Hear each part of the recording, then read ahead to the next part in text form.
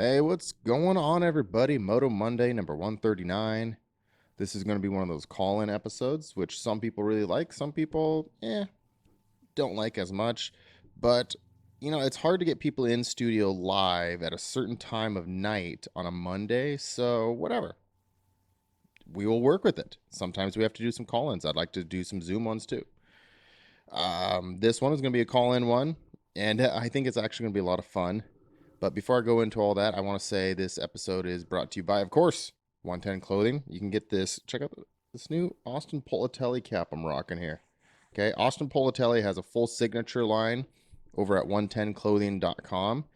And if you guys want to support a privateer, cool kid, guy who's been around for a while, the 981 Austin Politelli, check it out. 110clothing.com. That is ONE10clothing.com. And without further ado, though, we're going to set up a phone call to the first person of the night, Gina Pallotta. If you guys don't know Gina, she's actually the daughter of Bobby Pallotta, who's done a bunch of video work, photo work with us. And the whole reason I even got to know any of them was because Gina was someone who's watched the show. And she's done a lot of behind the scenes work, helped the show. She did get on one time and have, she had some hot sauce with us, and it didn't go well for anybody in the video. Her, Bobby, me, my cousin Mason suffered that night. If you guys didn't see that after show, it might be deleted by this point. I'm not sure, but it was pretty horrific. But yeah, Gina was someone who watched the show and actually introduced me to the rest of the family. And I thought, you know what? Considering everything that's been going on with her lately, which I'm not going to spoil it, listen to the interview. I'm going to talk to her about what happened recently. But I thought, you know what? Let's go ahead and do a phone call and just see what's going on. So if you guys don't mind, we're going to switch over to that. I don't have any video because we weren't able to set up a Zoom call. I'm trying to work on the Zoom thing, and I will have that going probably pretty soon. But, working with what we got. I am not a technical person. I am not good with these wires, these headphones, these microphones. Not my specialty. But I still keep trying to learn, and I keep going, episode by episode. And we've made a lot of progress from when we just started off with a phone propped up against a monitor. So baby steps at a time. This one is going to be a phone call interview. So without all the other boring stuff, blah, blah, blah, blah, blah, let's get going and talk to Gina. Yo. Gina, how's it going? Oh, it's gone. You, I sense a little bit of sarcasm there. Well, yeah. I think you know why. Are you a little bummed out that you're not racing right now? 110%. I saw, I think, something on Instagram or maybe Snap about that. So for people who don't know, it's kind of funny that I get to interview you, but not at the studio. I've worked with your dad, Bobby, a bunch with videos and the podcast. And now when I interview you, it's not at the studio. It feels a little weird. I know, I did think about that earlier. It's kind of funny. It's like we're not over there. We're I don't know. It's kind of funny, but we get a chat because you decided to go and try to dig a hole using your head at Horn Rapids. Yeah.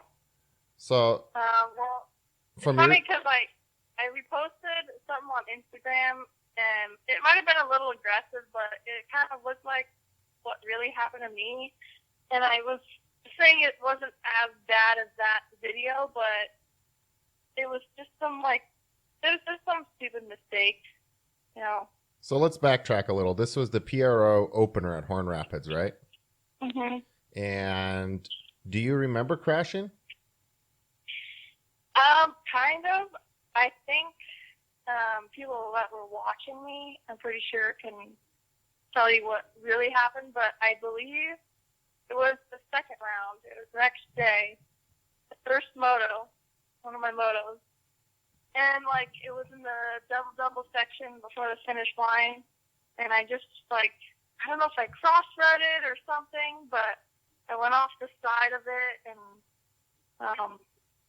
bars hit my chest, couldn't breathe, fainted, and just, it was, I couldn't tell if it was scary enough because I passed out 5 seconds after that.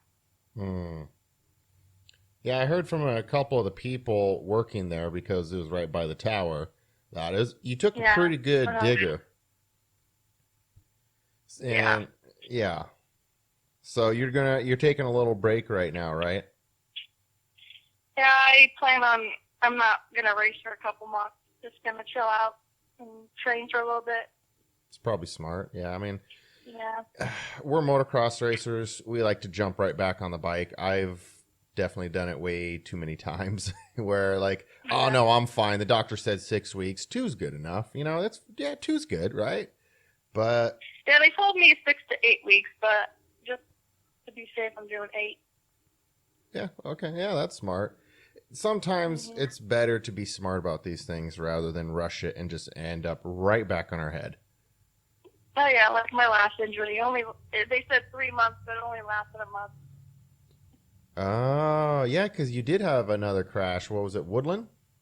Yeah, I got taken out and ran over. Yeah, getting ran over is never fun. No, definitely not. So, are those your two worst crashes so far racing? Yeah, my recent one was definitely the bad one. How long have you been racing?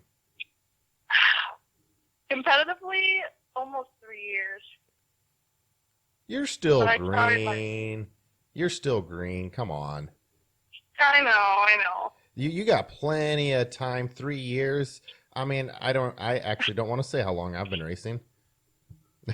It's gonna make me just feel Yeah. old, but I was three. just about to say, do you feel old yet? No, I feel old every day. So I don't need another reminder of that. I definitely feel old every day, especially the day after riding my dirt bike. I always tell people age is just a number. That sounds good. That sounds great, but okay. So you're gonna take a little time off, but you're not giving up on it though. You still want to race, right? Yeah. You got a Gonna train game for a plan, or are you while. just gonna see how you feel once you get back on the bike? It's funny because people have been asking me, like, oh, how does your body feel? How do you feel? I literally feel fine. I just have to wait. That's all. Like, Gotcha. I feel perfectly normal. Well, the fear is, as someone who's had a few concussions, that it can come back and you're more susceptible to it. Like anytime you possibly risk getting any kind of brain injury, it's such a gray area. They don't have a test or a like even real solution that's as black and white. It's like you break a bone. Let's say you break your arm. Okay, we do an X-ray. You broke your arm.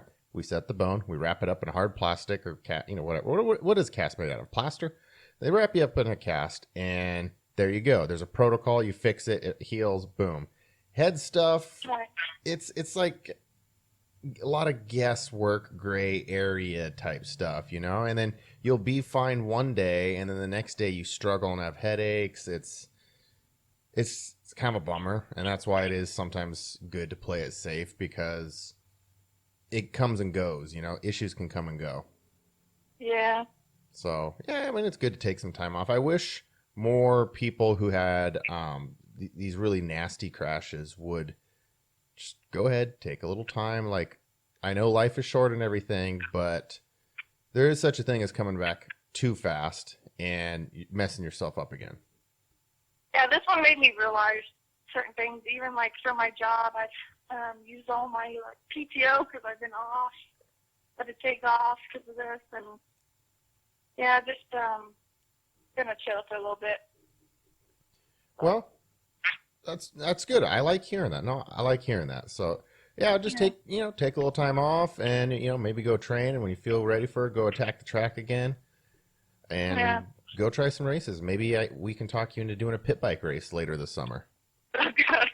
Although I don't know I if still need to get me a pit bike. I still don't know if that's the greatest idea because there's a photo floating around. Actually, no, I'm sorry. There's a video of where Oh. you decided to ride a pit bike with me and you throttle locked over a berm into no man's land. We don't talk about that one, all right? Oh, but it's so funny to look back on. And for me being the person there, I'm just riding Yeah, and you're right yeah. next to me and then suddenly you're gone. That's another unexplainable video. Okay. Okay, so the thing you don't realize is there's not a lot of suspension on pit bikes. Like, there's not a lot to work with. Things can Right. go bad in a hurry. Like, in a Yeah. hurry. But hey, swapping over, I also wanted to ask you, because I haven't really got to talk to you about this. You just went to Supercross, right? I did. Texas Supercross, too. Yes. Isn't that That was a stadium blast. amazing? Yeah. It was my first time to Texas and my first time to a Supercross. So that was your first Supercross. Oh yeah. You're probably going to be a little disappointed to see whenever we have it again, the Seattle one, because, I mean, I love Seattle. I love going to Supercross there. But that Texas stadium is insane. Isn't it? It's open, right? It's open. What do you mean open? Like the top? Yeah. Oh yeah, because they've had spring events. Yeah, and the TV there. Because I went to the Texas Supercross last year, and I was blown away. I've been to a lot of Supercrosses, but never the Texas one, and I was blown away. Like, oh, this is cool. Where did you go? Arlington. Oh yeah, that's where I was. Yeah, yeah, that stadium was killer, and I went top to bottom on that whole thing, checking it out, just kind of exploring, and I got my workout for the day. The only thing I was disappointed with is the track itself looked smaller than it should have. Probably because of the stadium, but No, I mean, it looks different on TV than in person. It's like Arena Cross. Arena Cross looks good size, and then you go walk it, and you're like, this is like a small local Arena Cross size with just yeah, really, really big jumps. it was still cool to watch though. What was it like with all the like the COVID thing? Does everyone have their masks on? Or what?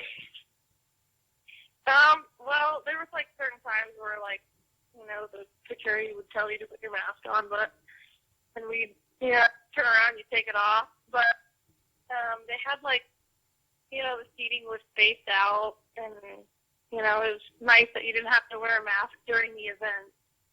So that was nice. Did they have any of the pits open to go like see the riders, or was that totally gone? Yeah, I was in the fan fest. There wasn't many riders there when I was walking around, but yeah, no one even had masks on. And like Axel Hodges was there doing the freestyle tricks, and there was a whole crowd. No one was wearing a mask. It was crazy. Well, I do believe Texas just lifted their mask mandate, so it must have been all opened up. I've been curious. I haven't made it to a Supercross, and I honestly haven't been super motivated because I don't feel like it would be the same. Like, Texas sounded interesting, but still, it's like, I don't know. I mean, am I going to make an entire weekend trip and go down, and it's just a few people masked up, and it kind of takes away from it. So I just haven't kind of gotten out and seen one yet. So I was curious kind of what it was like. Yeah, But Texas... It's different because here they they require it, but down there you don't have to. Yeah, it sounds like it's way more open. I have a few friends that live in Texas, and they're like, we're just kind of doing our thing. It's all good over here. And compare it to like my hometown up here in Washington, and everyone is crouched in fear, masked up, goggled up, gloved up. Different. Yeah. Definitely different. Now, I still want to know why you didn't bring me back an armadillo. Well, I couldn't find one, all right? Okay. Well, I've been telling all my friends I need a pet. Like, Bobby Castile went down to Florida. I don't know, but I told Bobby Castile, when you come back from Florida, man, can you bring me a baby alligator? And he came back, and I didn't get an alligator. I need a new Moto Monday mascot, okay? And if it's an alligator, a turtle, I'll take a turt, or an armadillo. I don't care. I need a mascot for Moto Monday. Yeah, but you also didn't let me know, but now you tell me. I've been talking about armadillos for like 2 years on Moto Monday. Okay, yeah, I guess so. Okay, yes, I have. I needed a new Moto Monday mascot. Armadillos. Yes, How big armadillos. are they?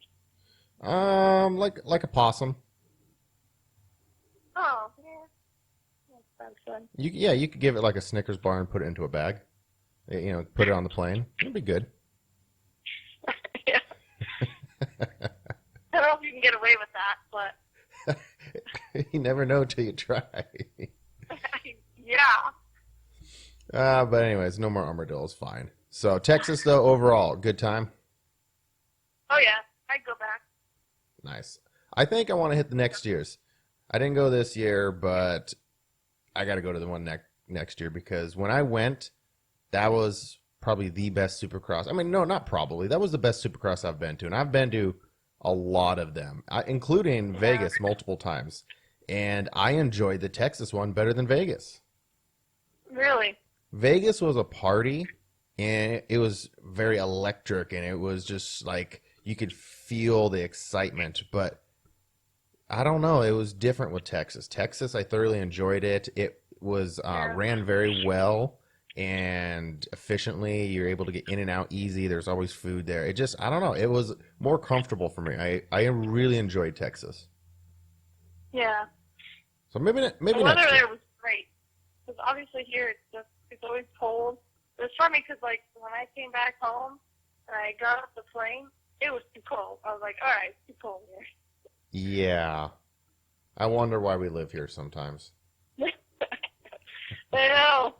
Oh, I know. But, well, I'm going to have to let you go in a minute. But, so you're taking it easy. You had a couple good diggers over the past few months. You're going to just heal up, and game plan is to maybe do some training and then just go from there, plan out when you hit the track again. And I'm probably going to bug you to ride a pit bike at some point. Is that the game plan? Does that sound right? I just have to get my own. What's that? I just have to get my own, and I will. I'm sure we could find one for you to at least borrow. But is that basically what the game plan is then? Oh, yeah. Good. I like it. I like it. Well, hopefully you get back on the bike and we get to see you at some events later this year and, maybe get you back in And not studio just as me, intern bigger. Gina doing hot Hopefully. sauce again. Yeah. I've been getting a lot of requests for more hot sauce.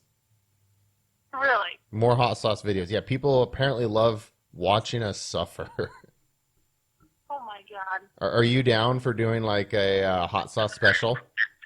Oh, my God. I can't. It's funny because I can't have anything spicy for, what is it, like 4 more weeks now? But, I mean, I guess. I did it once on the show. I guess I'll do it again. Why can't you have anything spicy?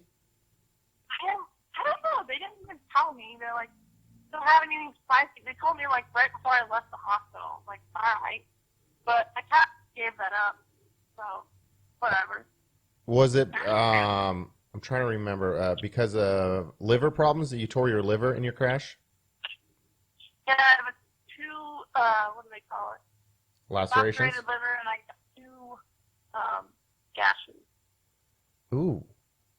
Okay, so One, you might be off the hook here. You could be the one filming the hot sauce challenge. yeah, that could work. Okay, there we go. Either way. There we go. If I heal up in time, I'll do it. But if I don't, I'm down. Well, I was thinking of getting Dan, Dale, and Tim in a hot sauce challenge. Oh, yeah. Definitely them.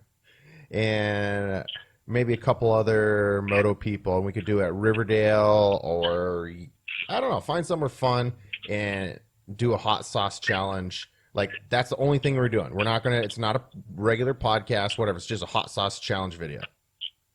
Yeah. Yeah. Okay. We'll talk more. Yeah, I'm down for that. You might be off the hook for actually having to compete in it, but maybe you can video. Sadly, yeah. Okay, deal. Any final words of wisdom or anyone you want to shout out or plug your Instagram? Go. Everyone can follow me on Instagram at Gina Pallotta 317, and I appreciate everyone's support who's behind me. Big thanks to the Raver family, by the way. They a big help at Forum when I crashed. My friend's mom was there on the scene, and then my friend's dad was there in the hospital with me. So big shout out to them. Appreciate everything they have done to me. And that's all I got. Thanks Cool. for having me on. Cool, yeah, Raber family, good people. So, well, thank you, Gina. I hope you have a good one, and talk to you a little later. All right, thank you. All right, goodbye. So yeah, there's a little bit of an update on Gina Pallotta and what she's been doing. Man, crashing sucks on a dirt bike. Like, it sucks, right? Now, I got a theory, and I would love to hear your guys' thoughts, so drop a comment. But do you think us knowing how dangerous motocross is what makes it so fun? Playing video games is fun, right? It is. I admit I like to play a, maybe a first-person shooter or something. Yeah, it's kind of fun. It is. But is it the same fun as like going out and doing something dangerous, like riding a dirt bike, trail riding, motocross, whatever?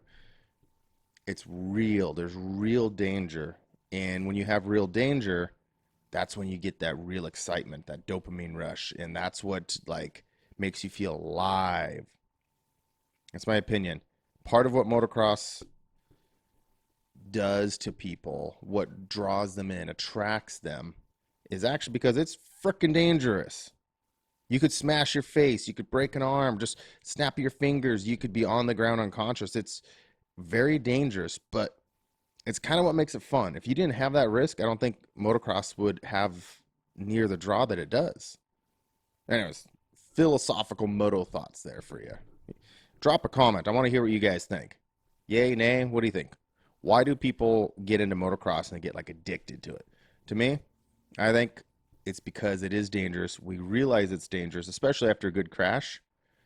And that's what gives a better fulfillment, is when we go have a good day of practicing riding, or we go win a race. It's more of a fulfillment than frickin' playing Madden or whatever the video game says. I don't know. Call of Duty, COD. Or what's it? Fortnite. Everyone's Fortnite now. Okay, Fortnite. You're not going to get the same rush playing Fortnite as going and lining up at a Supercross race. I'm sorry, not happening. That's my opinion. I want to know what you guys think. Now let's loop around Supercross. We're going to talk to someone who lives around here in the Pacific Northwest and went and raced in Florida at a Supercross. Alex Famel, part of the Veteran MX Boys recently, hit me up, or I hit him up. I don't exactly remember how it all started, but I got him to do an interview. So we're going to go over, talk to him in a minute, and see about this whole crazy experience where him and Bobby Castile went from what was it, Oregon, Portland, somewhere, the Northwest. And they went all the way to Florida, about as far as you can go within the continental 48, and then came right back. Gnarly. I would love to see like a video recap of this thing, but since I don't get that, I'm at least going to do a little interview, starting with Alex. So we're going to switch over to that in just a moment. Folks, Alex Famel.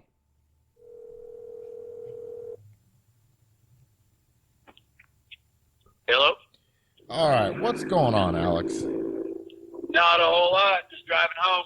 Driving home. You know, it would have been fun if I was able to catch you on your big drive home recently.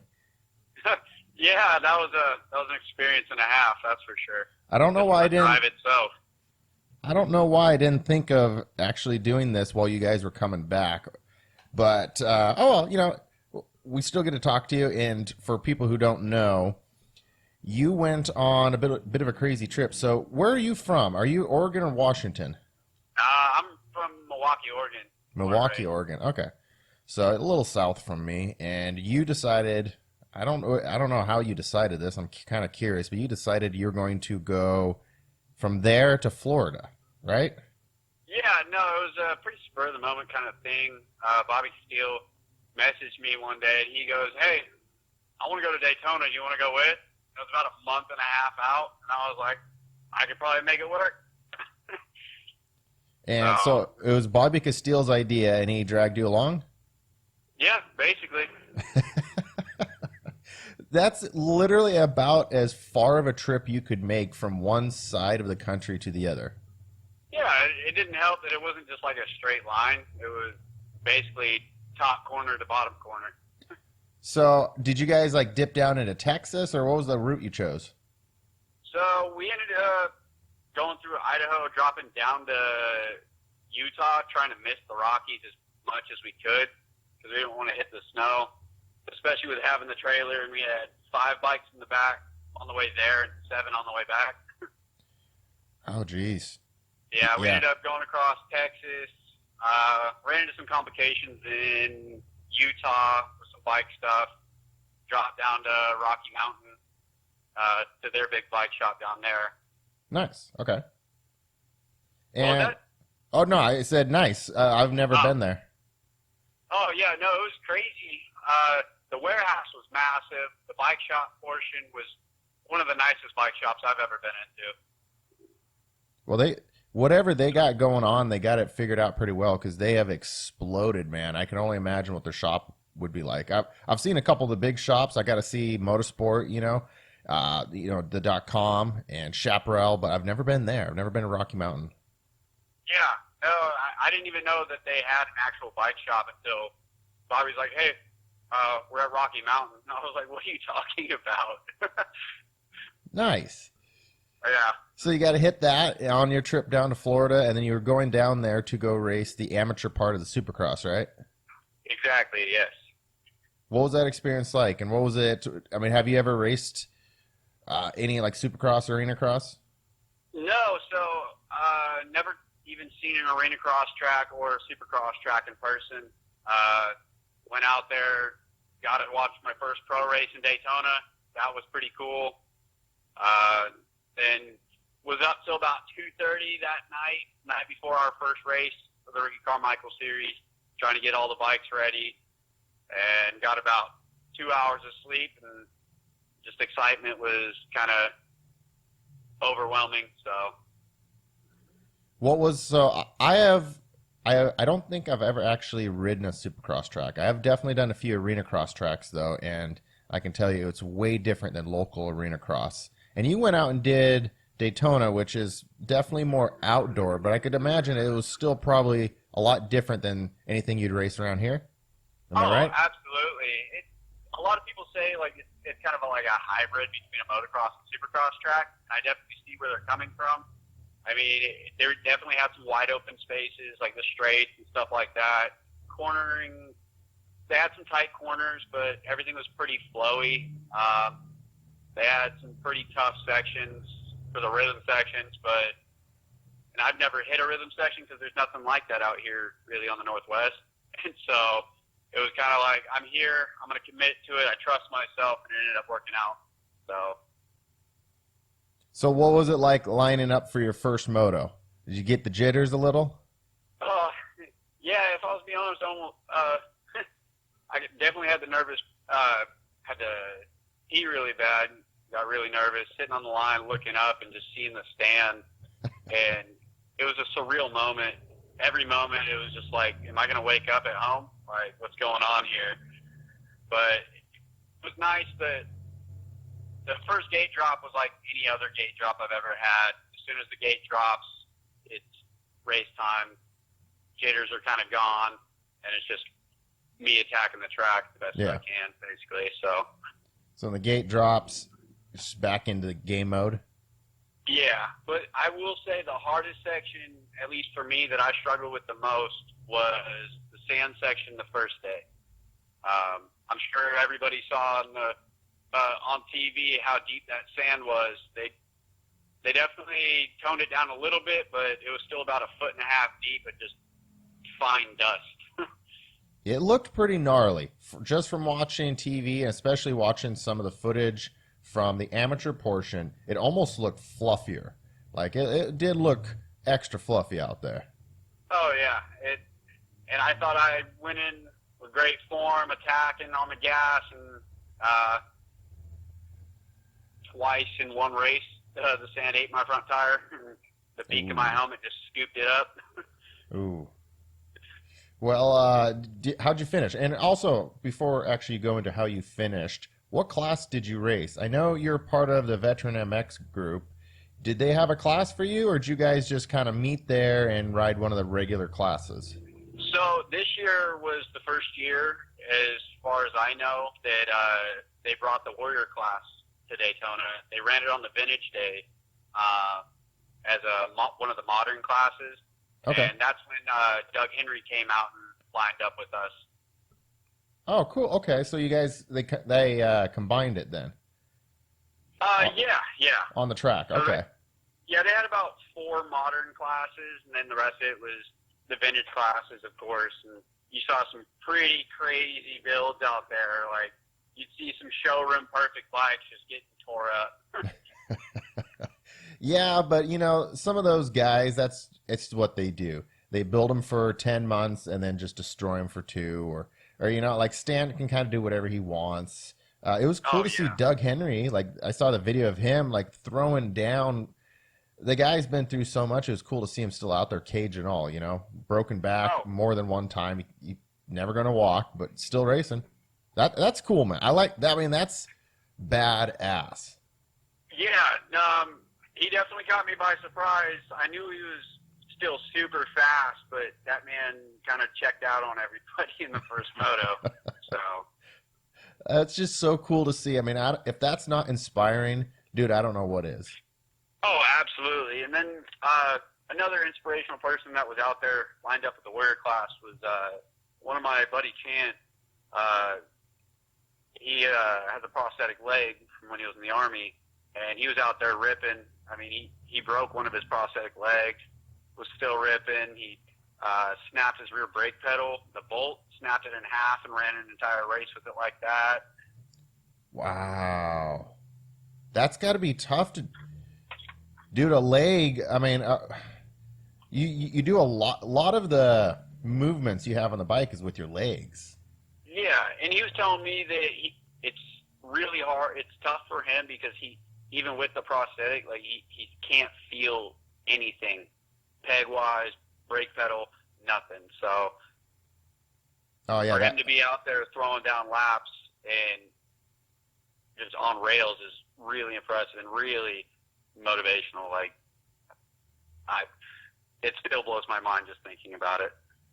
That's cool to see. That shows they got an actual passion for it. You know what I mean?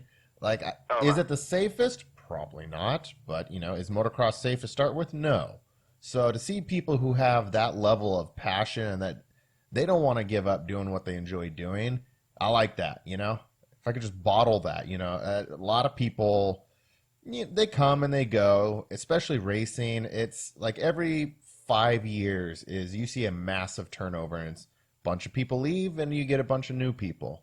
But seeing the guys who stick it out, and even when they honestly should probably, they're not in a play, like Doug Henry should never be on a dirt bike again, right? Most people would say that.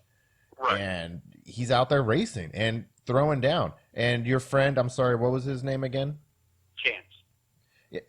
He's out there, like, if you lose a limb, most people would never hop on a bike again. So that shows some character and some heart there to go out and do it, because motocross is not an easy sport. It's pretty gnarly on you, even when you got everything going right. Yeah, exactly. And kind of back on that whole Doug Henry, I won't go into it too much. I'll let Bobby tell his portion of it. But the night before the Vintage Day, when the Warrior class ran and Doug Henry came out with us, he ended up coming over to the VetMX tent and hanging out with all of his vets. He had some brews with us, and Bobby was over there tinkering with his bike and his bar positioning, and Doug rolled over there, and about 45 minutes sat there, talked to Bobby, helped him get his bars and his controls set properly, and it actually shaved about 8 seconds off Bobby's lap time. Oh, wow. But it was just a cool moment, just kind of looking over and seeing Bobby being able to experience that, and all of us other vets, we just kind of like, oh, wow, that's amazing, and we all just like backed up and let Bobby have that moment and just cherish that time. So, you know, I've never got to hang out with Doug, but I've heard nothing but good things. Like, he's just I've always heard he's a real guy, you know, just a real guy. Yeah, he's one of the nicest people I've ever met, and he's really open about him in a wheelchair and how it happened and how he does his everyday life, how he rides, basically everything. And That's cool. then it just, everything turned into just a normal conversation, just everyday chit chat. And it was kind of cool. So. Now, how did you? And, I'm sorry. Go ahead. oh, one of the craziest things, when I first introduced myself to Doug, he thanked me for my service. And it kind of blew me away because I'm like, I grew up watching this guy and being a huge fan, and now he's sitting here thanking me. It was just like another surreal moment, you know? I can only imagine.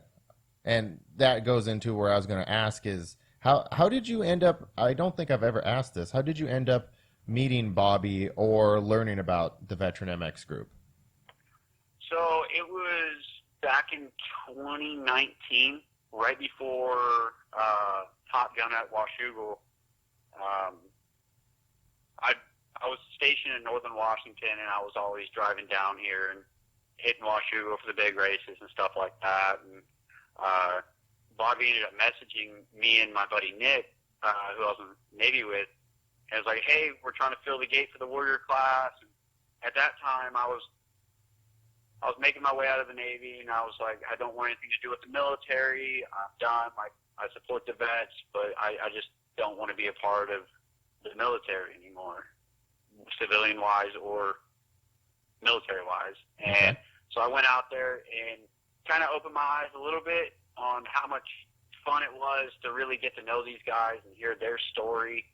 And that's basically where I ended up meeting Bobby. I think I talked to him like 2-3 times that trip, and then every trip since it's just kind of, we ended up talking more, we ended up hanging out, having a couple beers, and then just led to one thing. And then he hit me up about a month and a half before Daytona and said, "Hey, you want to go with me?"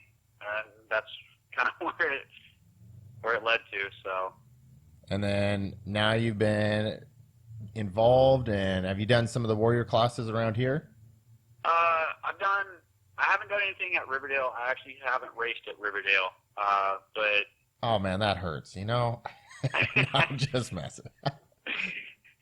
But Washougal, I try to make every race that's got the Warrior class. I'm actually joined the foundation itself, and since I've done that, I have no regrets. That trip introduced me to a broader selection of vets and how they go through their everyday life, and I was able to relate to them a lot more and kind of feel normal again. Just, we all have that common military background on top of having that common interest in moto, and it just kind of brings everybody together like a family. And now that I'm part of the VetMX Foundation and started hanging out with these guys, it's really opened my eyes and made me actually really proud to be a veteran and proud of what I did when I served. So I can't thank that enough. Do you feel like when you go to some of these rides or meet with some of these guys that you already have some level of like connection with them because of your past? Absolutely. I was actually just talking to my buddy Jason Bennett, who's on the East Coast. I was talking to his wife earlier because they both went out to the Loretta's qualifier at East Bend, and we were kind of talking about that. And it's crazy when you get together with some of these vets. All it takes is 15 minutes, and you feel like you've known this person your entire life, and you take a bullet for them. Like, that's just the camaraderie that comes along with being a part of this foundation. Is we all have that connection, and it's just like everybody's a huge family, and it's really hard to find that anywhere. Was it, now I never served, so I just have to hear stories from other people here, but when you're serving, when you're in there, I've always heard it is a little more tight knit. Would you say that that's true, that the person, you feel like that person next to you a lot more than your just day-to-day civilian life?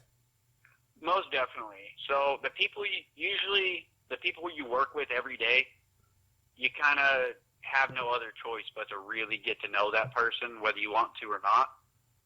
Gotcha. And like in the Navy, I was aviation side, so we had different jobs, and each job was in their specific shop. Every day you're around the same people all day, every day, especially on deployment on the carrier.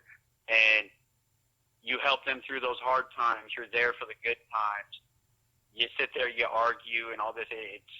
You're basically living with these people nonstop. And so, like I said, you kind of have no choice whether you want to or not get to know these people more than you would working at a gas station and you're the gas pumper and knowing the person working the counter. Like, it's a little bit different. It's different. Do you feel like some of that maybe comes back though, hanging out with other people who have served and like going and doing something like riding dirt bikes? Is it kind of tapping a little bit back into that? Oh yeah, I'd say so. I mean, I'm sure it's different now, especially because you don't have to do anything. Exactly, and it's weird. So the people, I'd say 99% of the people that I serve with, I don't talk to anymore. It's kind of the way the game goes. Everybody gets stationed somewhere else. Everybody goes off to live their life with their families and all that kind of stuff. But with the VetMX Foundation, it's just because I'm clear across the country doesn't mean that I'll lose contact with the people on the East Coast part of the VetMX Foundation. It's a brotherhood that stays true no matter where you're at. And I know I'd do anything and everything I could for all those guys, and I know they do the same for me. And that's just the type of relationship that was built over, 4 or 5 days?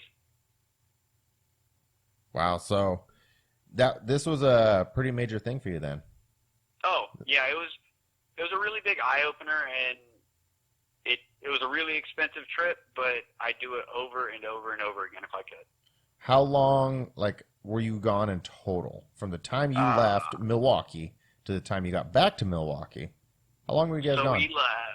We left, oh boy, we left Tuesday night and came back, not that following Saturday, the Saturday after. So I think it was 11 days. Math. I think it's about 11. Yeah, 11, 12, something like that. Okay. Yeah. That's a trip, man. After Daytona, we packed up that night and drove about an hour and a half north to a track called Waldo. And we spent the next day. It was open practice, ride whenever you want, all that kind of stuff. And it was just kind of cool to get out there on the East Coast track, experience the East Coast dirt and all that kind of stuff. And probably the coolest thing from that track was either the rollers that did a lot of training on or the jump called Mount Waldo that's there. Mount Waldo? Yeah. It's about a 120-foot booter that's just, you're on the pipe the whole time, and it shoots you about 25 feet in the air. Oh, sheesh. Yeah. Oh, I think I've heard some people talk about this. Yes. Okay. I've never been there. I've never been riding anywhere past Minnesota, so far from Florida. I've never been there, but I think I did hear about this. A few people told me about a booter down there. Yeah, it's a big one, and it was a really cool experience because we got the whole group that I was with. We were all VetMX, and then you had a couple guys' wives and stuff there. But all his VetMX guys ended up hitting it, and then we had one of the guys' wives film, and we all hit it in a train, and it was one of the coolest videos. Oh, dude, I got to see that then. If you got some way I could see that, let me know. That would be cool. Yeah, I'll find it, and I'll send it over to you. That would be cool. But it looks like we're winding down to where I'm going to have to let you go here in a minute, man. But do you got any other final words, thoughts, or any shout-outs you want to get in here? I don't know. I mean, huge shout-out to Bobby. Without him, the trip would have been nothing, and it wouldn't have happened. Steve Graham for lending us his trailer. Yeah, we took his and Jordan Smith's bike down there, but wouldn't have made it without having the trailer. Those guys killed it, and yeah, I mean, it was a huge culture shock because I've never ridden off the Northwest, so it's still surreal to me. I still think back and it was like it was just a dream.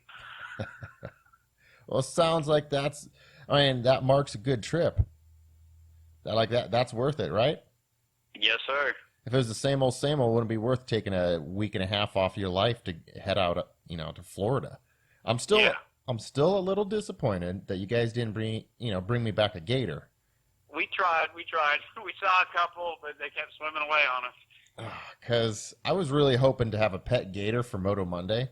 That would have really just been the cream on the top here. That would have been, you know how many hits we'd get if I had a pet gator talking about your trip to Florida? Oh, yeah, that would have been fantastic. I'm just saying. But, I get it. And I don't know how legal that is anyways, but I appreciate the thought. So, yeah. And I also appreciate you chatting with me, man, about this trip. That was pretty cool to see, and it was rad to see some of the video footage. I want to see the footage of that jump. If you can send that to me sometime this week or a link, anything, that would be cool to see. And Yes, sir. I appreciate the time, man. Yeah, I appreciate you talking with me, and hopefully I'm going to have more trips like this in the coming years for sure. So. Cool. Well, I'm sure we can talk some more too, and maybe one of these days actually get you guys in studio and talk about other fun stuff coming up. So, but Yeah, sounds good. For now, got some other guys to catch up with as well. So I hope you have a good one, man, and we'll catch up soon. Yeah, you too. Talk to you later. All right. Take care. Yeah, you too. Bye. Bye. I got to say I'm jealous. I want a pet gator. And I'm down to go to Florida to go race Supercross and get a pet gator. Why didn't I not do this? Like, I'm missing out on all the fun. Seriously, that sounds like way too much fun. Stop in Tennessee, get some chicken, maybe find, what is it? Kentucky is the only place where they make bourbon whiskey. Go see some bourbon whiskey factories. I'd hit Texas and get some barbecue. If you guys have never been to Texas, it's true. The barbecue is better. It just is. That sounds like a fun trip. I wish I had the time. I don't, but it's cool to hear from people who were able to make that commitment and go make it happen. Giving 110%. So, yeah, Moto Monday. That's going to be a wrap. We're going to be coming back next week, and I'm so sorry to everyone who had to wait for this one. Technical difficulties is the name of the game with Moto Monday. It just, at this point, I think most people have learned to roll with it because we just do have technical difficulties. But it was cool to talk to both Gina and Alex, and I appreciate you guys for coming on Moto Monday. And remember, guys, if you need to get some of this Freshie 110 gear, one10clothing.com. And we don't just have Politelli stuff. We also have Chance Blackburn signature gear line. We have the what else do we have? We have the Weekend Warriors stuff. We have, of course, my own line of 110 designs I've been cranking out. We have Carson Brown's signature clothing, everything from t-shirts to hoodies. Like, we got options. We got a ton of stuff on there, and it's growing and growing and growing. This year, I'm really trying to branch out and make more youth clothing as well as women's. So we should have some fresh stuff dropping this summer. And that's the main company that's really backing this podcast, keeping it going. So if you guys want to grab something, there's a bunch of clearance items. Get something cheap, check it out, 110clothing.com. And we'll be back next week. Can't tell you who the guest is going to be, but I will tell you it's going to be fun. I appreciate you guys watching. I'm going to do an after show here in just a little bit, and I'll talk to you guys then.